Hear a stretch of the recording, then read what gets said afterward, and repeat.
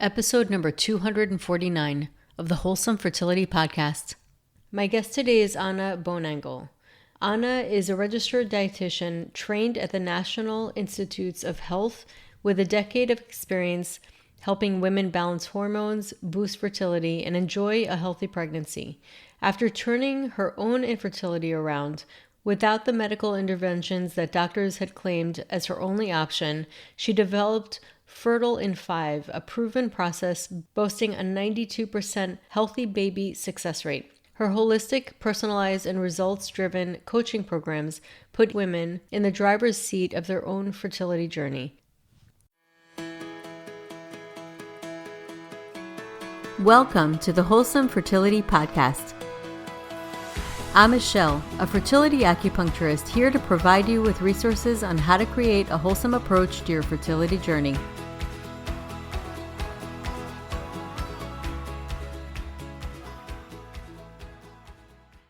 Welcome to the podcast, Anna. Oh, thank you so much for having me. It's an honor to be here. Yeah, I'm so excited to have you as well, and would love to get your background for the listeners and how you got into the work that you do. Yeah. Okay, great. So I'm practicing making this story a little bit more succinct because I got into this. It was really like a collision of professional and personal. It actually started professional. So I'm a dietitian and I was trained at the National Institutes of Health, and I was specifically focusing on treatment of like endocrine disorders, particularly PCOS. And so this was over 10 years ago now, back in 2011. And I just at that point in my, I was like a learner, so I was trying to absorb everything, but I also like even then had some red flags come up, and as I saw how women with PCOS were being treated as though it was just a diet issue, and like women were basically being told to starve themselves, and they weren't getting any better. And so, I kind of had this seed in the back of my head that like, there's got to be a better way. And then my first career after that was with an academic medical center where I was involved in the development of curriculum for these, a program called Pregnancy Exercise Nutrition. But this is kind of a mouthful, but essentially I was helping the researchers, healthcare providers, and educators at this hospital with their pregnancy and studying the outcomes through exercise and nutrition. Oh, interesting. So from really early on in my career, I like saw the real impacts for mom and for baby that lifestyle can have. And then, so I was working in this conventional setting, and then I was ready to have a baby. I was 34 at that point when I started trying. And when I stopped birth control, I basically lost my period. I mean, it was not completely gone, but very spotty and irregular. And I just really felt like I was left really high and dry. Like I had enough understanding to know like something's not right if I'm not getting my period. But I had a normal BMI, and my doctor just said all the testing comes back normal. And I was really left without answers and was not, I don't know, just instinctively, I wasn't drawn to doing IVF. They were basically like, here, we can help you out. We can refer you to the IVF clinic. And so I went out on my own and I explored everything. Like I went to so many doctor's appointments, like medical qigong and, working with Chinese healers and acupuncturists, but also naturopathic doctors. And, it was a really long road for me, but I did end up, getting my hormones in balance and able to get pregnant without fertility treatments. And so, I don't know, I felt really lucky that my story has a positive ending. And I just learned so much from that I really wanted to be able to share with women that there are options and that there are answers beyond what they can get in conventional fertility treatment, yeah, that's kind of my story. Yeah, it's similar. I mean, a lot of people who do our kind of work, really just healing in however way or form, typically start out as patients themselves. Yeah. A lot of times that is what really gets you wanting to spread the message as far and wide as possible, because You don't want people going through what you went through. Yeah. And there's so much that you can actually do. I think that that's like the big thing. That's the big mystery, is that there is a lot more than that you can actually do. And that's not always apparent when you're seeking or starting out to seek help, because sometimes if one practitioner only has one perspective, they're going to just give you their perspective.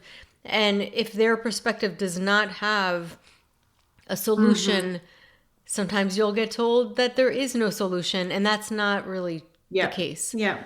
The way I often describe it is like, each provider has like their tools in their toolbox.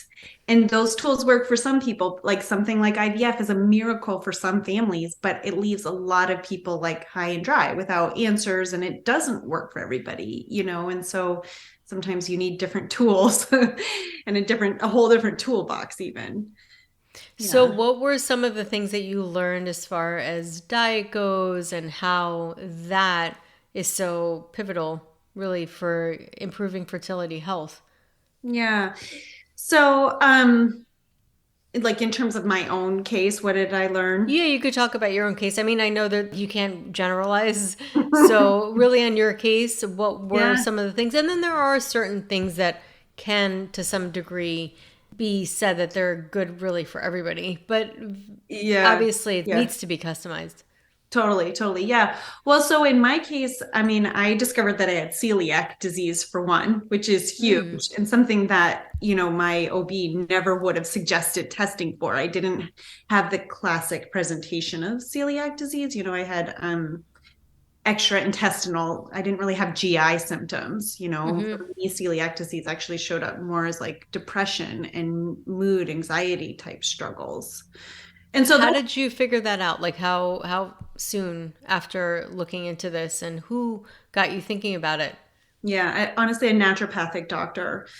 So at the time I was trying to get pregnant, I also, and I mean, it was a long road, but I was on antidepressants at one point, and then I was like, I don't want to be on antidepressants while I'm trying to get pregnant. And so this naturopathic doctor was like, let's do some gut testing.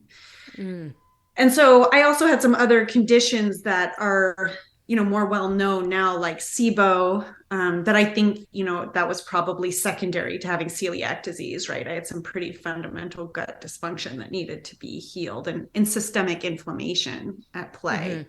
Right. But also some subclinical hypothyroid. So, when they tested in conventional medicine, basically when they're screening for thyroid conditions, they're looking at TSH and T4, and mine came back normal, but my free T3 was really low, which is considered subclinical, but it's enough to impact ovulation, Right. So I don't always share my full story because it's pretty complex, and I don't think for everybody it has to be this complex, but for me it really was. Like I had to really do a mind body approach of like healing the physical and the mental, emotional, to get my body in a place that it felt safe to ovulate. But then the good news is that once I was able to heal, baby number 2 came really quickly and easily. So I think that it's great. a long road, but there's a light at the end of the tunnel. Oh, totally. I think that really once you figure out what it is that your body needs, and you figure out your body code, so to speak, then it really opens you up, and then your body's like, I'm happy and let's reproduce. And it literally can be that simple. It's not simple to find the solution, but when you do find out what makes your body feel right, then your body's able to continue life.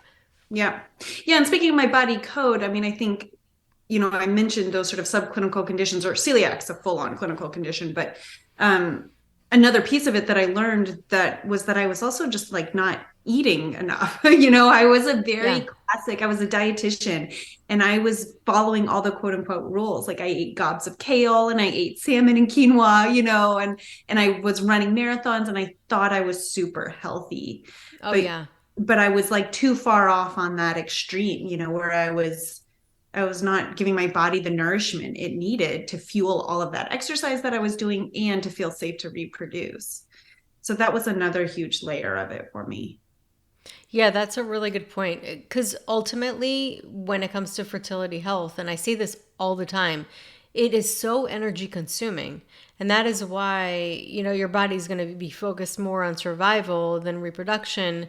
So when you're getting your body into a state of like thriving, that's when it's able to do other things. And sometimes what that means is bringing in more energy, more proper fuel, or not burning it too much as Yep. well. It's the combination of the two.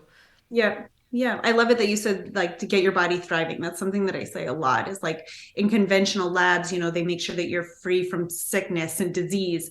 But Yeah. for fertility, it's you've got to go beyond like on if you're thinking of a continuum of health, it's not just freedom from sickness and disease and illness, but all the way to the other end of what I think of as a continuum of health, where like in the middle, there's sickness and disease on one end, in the middle, you're sort of like fine, okay. But then for fertility, we really want you thriving, where you're feeling really energized and everything is working optimally. Yeah. Yeah. And we were talking about before is that people don't really know that they have that option. And a lot of times, mainstream medicine, which is amazing in so many ways, like you said, IVF for some people, absolutely needed. However, they're going to look at things that are a little bit more further along, just like you were saying about subclinical. So Mhm. they may not find those subtleties that other practitioners might look for. Yeah. Sometimes that's why functional medicine testing, it looks a little more detailed, or even in Chinese medicine, you can see if somebody's blood deficient before they actually become anemic. So if you go to a Western doctor, they're not going to pick up on that. If you're blood deficient, but you're not quite at the anemia, they're not going to pay attention, but they will find like major things. And that's why it's so important to have all types of medicine working together, because altogether it really is like all the different pieces of the puzzle. But Yeah. that is why it's important to have a team and to go to many different avenues to figure out what's going on and to really Yeah. explore further. Yeah, I love that way of describing it. And that's the way I'm trying I often like, struggle with how to describe my own work because I think the best term is integrative, right? Putting together all the pieces of the puzzle, like you said. So I definitely like to take a functional approach in the sense that I want to get at the root cause, like keep asking why. Why are things off? But at the same time, I think conventional medicine also has some good things to offer, as does herbal medicine and Chinese medicine. And I think that the greatest value for women who are struggling with fertility is helping them navigate all of the options and empowering women that they can handle seeing all of the options and then navigate what's the best path for them or what combo of treatments and things. Oh, for sure. Often it's not just a singular solution. Oh, Right. definitely. And a lot of times I have people that I see seeing nutritionists as well. But it really is important because in some cases you're going to need something that's a little bit more customized specifically for you and somebody Yeah. who's a professional at that aspect of your life. And it's Mhm. important to have that if you can have that team because it really does take it to a whole other level. Yep. Yeah, I love that. If only every woman could have a team. Sometimes, like, that expression, like, it takes a village to raise a child. I'm like, I Yes. should have a village to support a mother or a woman journeying into motherhood, I say right? the same thing. I always say that. It takes a village also for fertility, 100%. Yeah. Or Uh, mothers too, once they do have a kid, oh, totally. yeah. Not Well, just for the kid, but for the it mom. prepares you. I say the fertility journey is a boot camp. And a lot of times, by the time I see my patient's mother after going through the fertility journey, it really prepares them. They say, like, I wouldn't have known about being non toxic, all these things that they learned on their fertility journey, they're using towards motherhood. That's great. Yeah. And so some of the things were celiac disease and then you started almost becoming a detective and figuring things out and kind of getting the pieces Yeah. of the puzzle. Was there something else that you noticed? Yeah, so I think, it's not as though everything happened at once. It was like a progression of like seeing different providers and figuring out different pieces of the puzzle. But I think for me, the pieces of the puzzle that had to come together was the celiac disease, the subclinical hypothyroid, the making sure I was eating enough. and then I mentioned this briefly, but like the mind body approach, like dealing with my stress, and honestly, I had some childhood trauma that I think I was Mm-hmm. embodying, and I really was just carrying so much stress in my nervous system that I think that was a really crucial piece of the puzzle as well. Oh, yeah. And it also has such a direct connection to your gut. Yeah, there you go. Yeah, Yeah. interesting. And I'm interested actually when you started healing your gut, did you start feeling better emotionally as well? Yeah, I'll be honest, it didn't happen overnight. Mm-hmm. It's taken years. um, Yeah. Beyond my fertility journey. Gut health is still something that even with celiac disease and going gluten free, like gut health is still something I'm kind of working on. But yeah, I mean, I feel worlds different than I did before.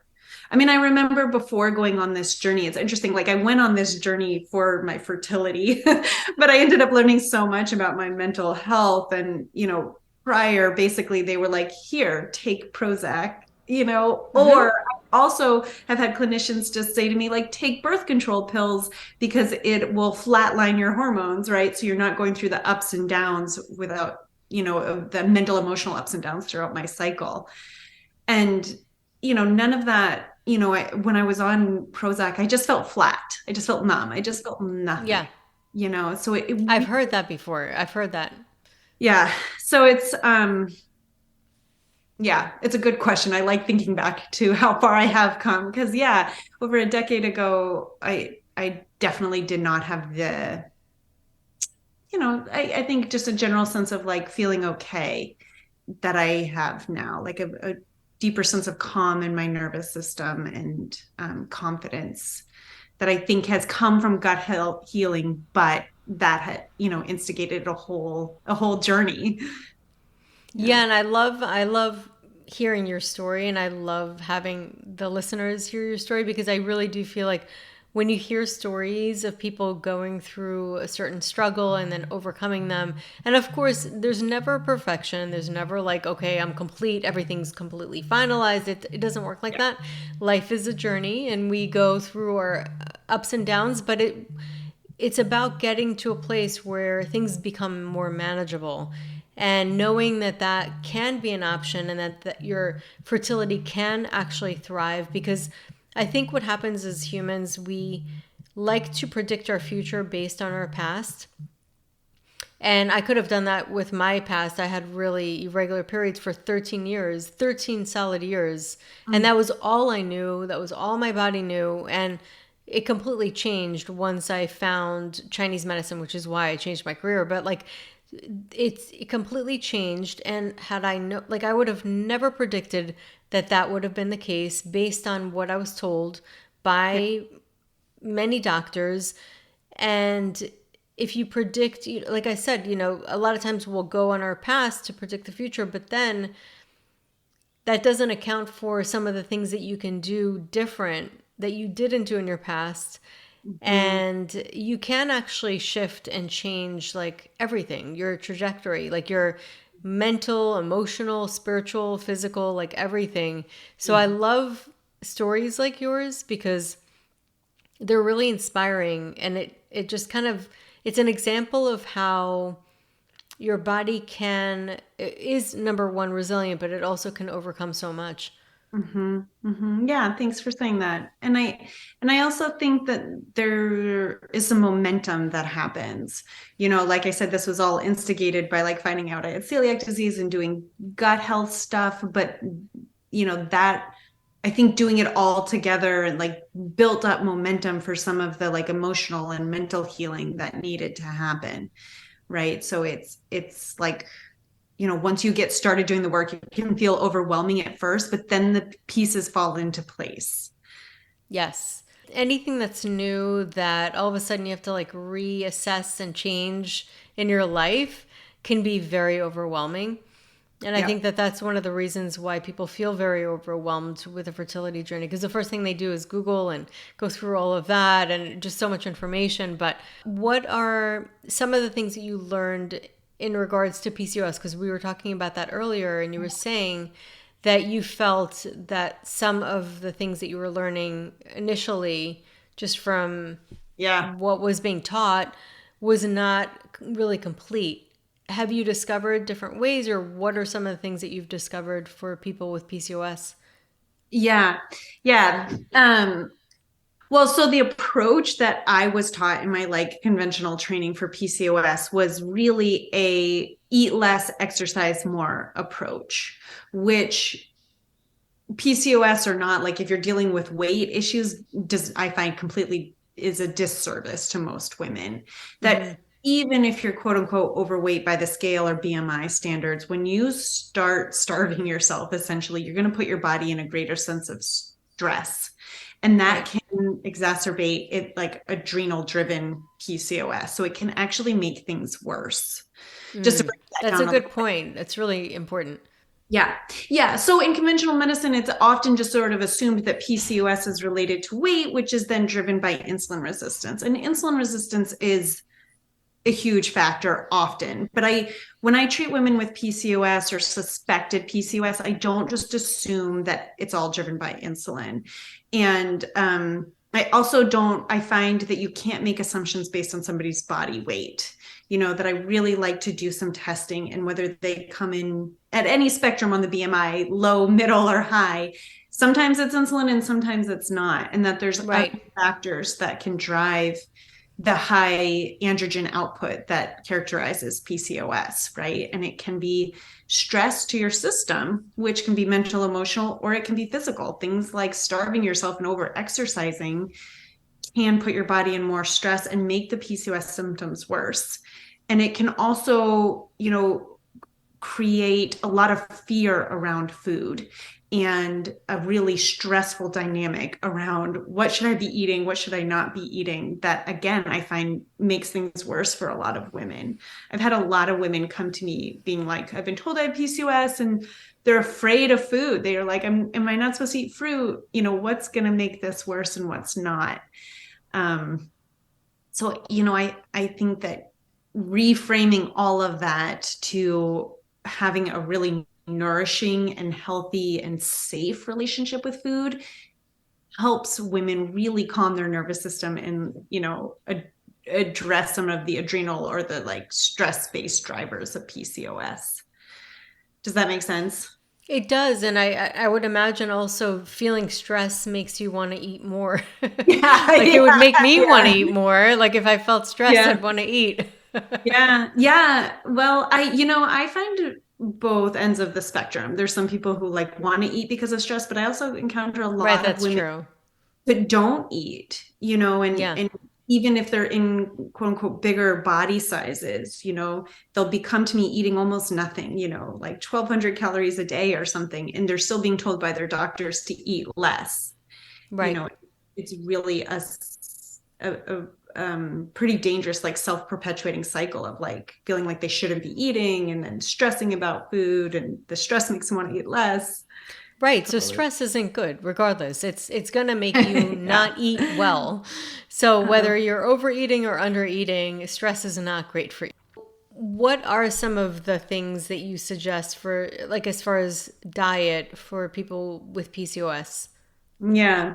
Well, so because I do take a functional approach, I do recommend first doing some testing and better understanding what's driving each woman's individual PCOS. Like, is it more insulin resistance or inflammation, or, more adrenal driven? And then, I definitely recommend a more sort of balanced approach than some recommendations that you'll find out there. I know that there are recommendations for women with PCOS to go totally low carb or to cut out fruit, that kind of thing. Whereas I break it down in what I call the fertile four, is how I describe putting together a healthy plate, which is fiber, fats, proteins, and phytonutrients. And I teach women how to build a balanced plate based on those fertile four at least 3 times a day, and not going too long between meals, not going more than 4 hours between meals, to help keep blood sugar levels steady. Yeah, that's smart. I mean, because I think that a lot of times you'll see people doing the intermittent fasting and they won't eat breakfast, they'll skip meals, and then afterwards they get so hungry that they want to binge. Right. And it's, so it just creates like this imbalance, even in the hunger that a Yep. person experiences.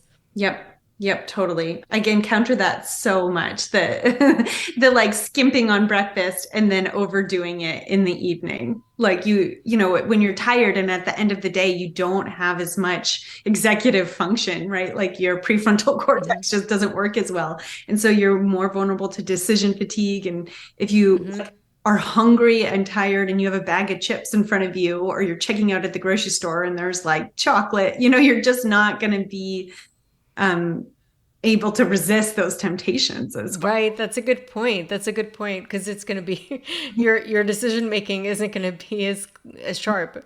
Totally, totally. Yeah. And so I find like something it sounds really simple, but by encouraging women to have a really hearty breakfast, like with a good 20 to 30 grams of protein, and really thinking of food as fuel, as your energy for the day, and giving yourself fuel from the beginning of the day, that Hmm. then that sustains them throughout the day and they have more energy and more willpower come the PM hours. Totally. It's getting ahead of the curve. You have to really think about a strategy. I feel like everything comes down to a strategy. So Yeah. like if you think about it ahead of time, come up with a plan, you're so much more better for that. Yep. Yeah. You know that expression, right? Like if you don't uh, fail to plan, you plan to fail, right? Like having Right. your plan in I like place that. makes a big difference. Yeah. And planning to nourish yourself, right? As opposed to planning to like see how little I can eat. That always backfires. For sure. And do you do some type of do you encourage like journaling?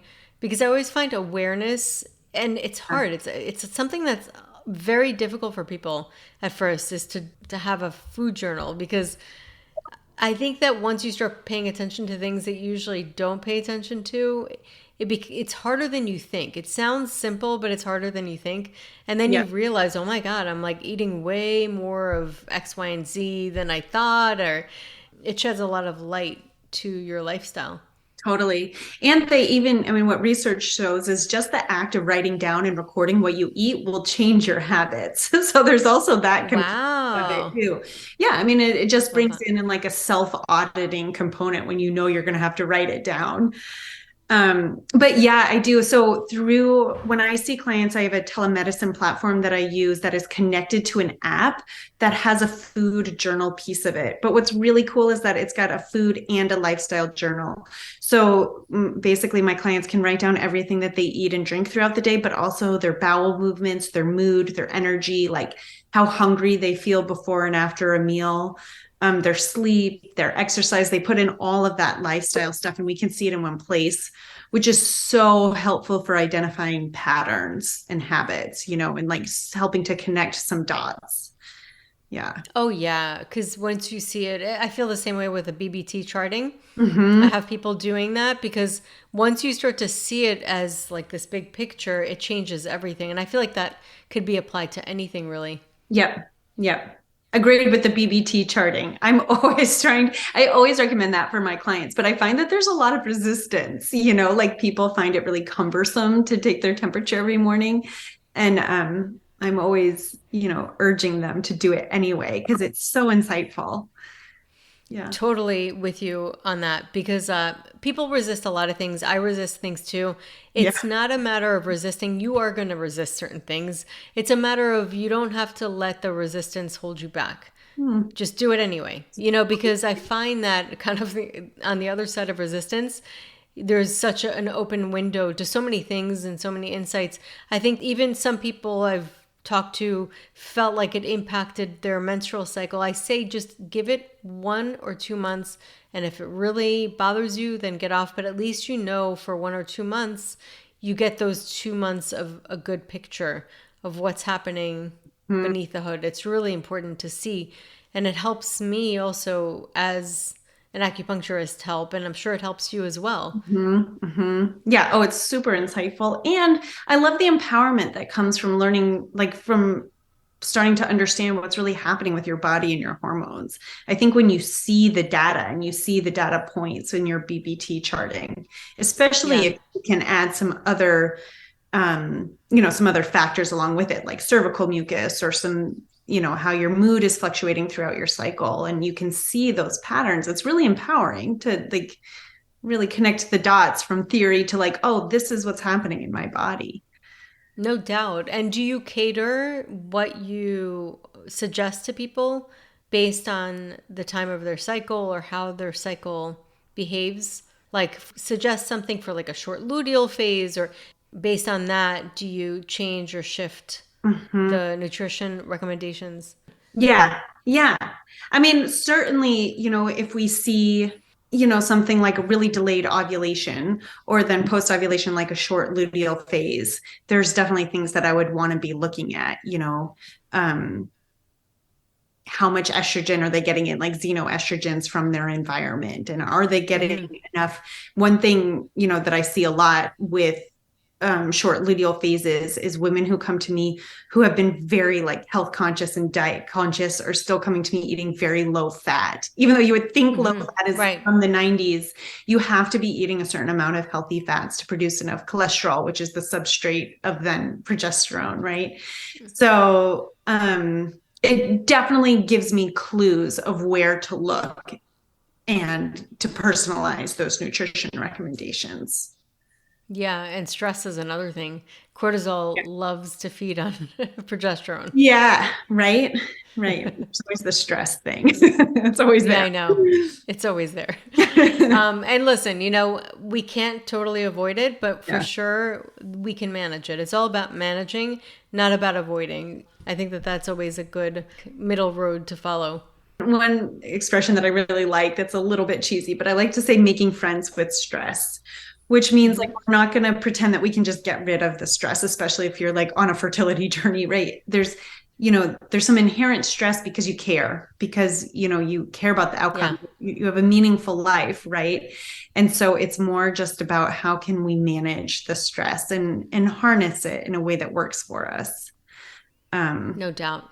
there's a researcher out of Stanford. Her name's Kelly McGonigal. Hopefully I'm not butchering the pronunciation of her last name, but she wrote a book called The Upside of Stress, which Hmm. is such a beautiful reframe around stress. And so that we're not, at least not stressing about the stress itself.